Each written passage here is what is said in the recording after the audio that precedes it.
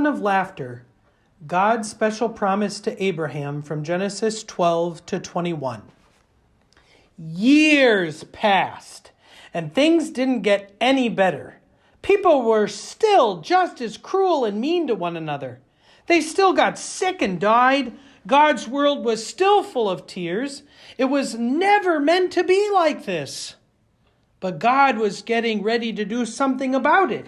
He was going to make all the wrong things right, and he was going to do it through a family. Abraham, God said, how many stars are there? God was about to tell his friend a wonderful secret. Let me see, Abraham said, rolling up his sleeves. But have you ever tried counting the stars? Then you know how hard it is. 993, 994, 997. Oh, no, wait. 1, 2, 3. Of course, he kept losing count. Too many, he said. Guess what? God laughed. I will give you so many children and grandchildren and great-grandchildren, you won't be able to count them either.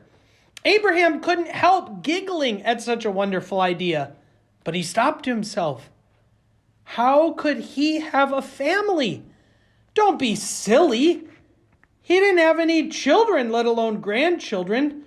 He wiped away a tear. Anyway, it was too late for him to start having babies at his age. He was 99 years old. What could God mean? Abraham, God said, believe me.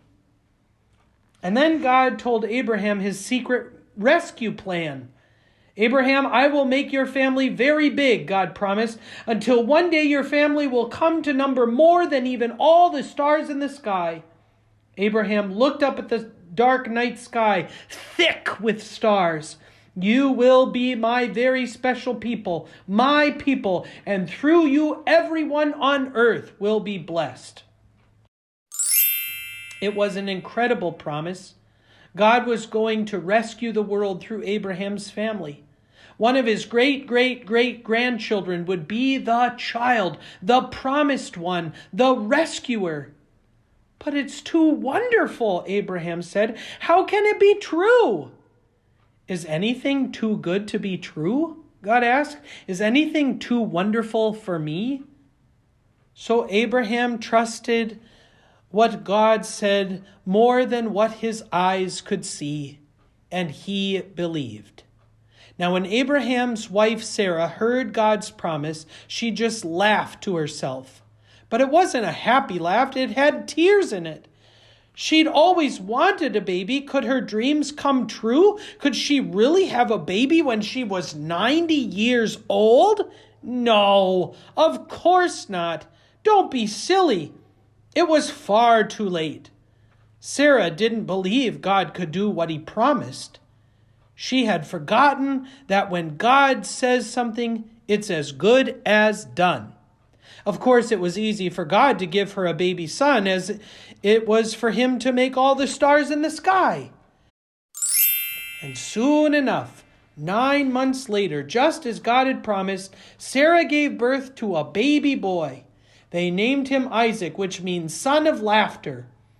And Sarah laughed, but this time it was a glorious, happy laugh. Her dream had come true. God would do as he promised. He would always look after Abraham's family, his special people. And one day, God would send another baby, a baby promised to a girl who didn't even have a husband. But this baby would bring laughter to the whole world. This baby would be everyone's dream come true.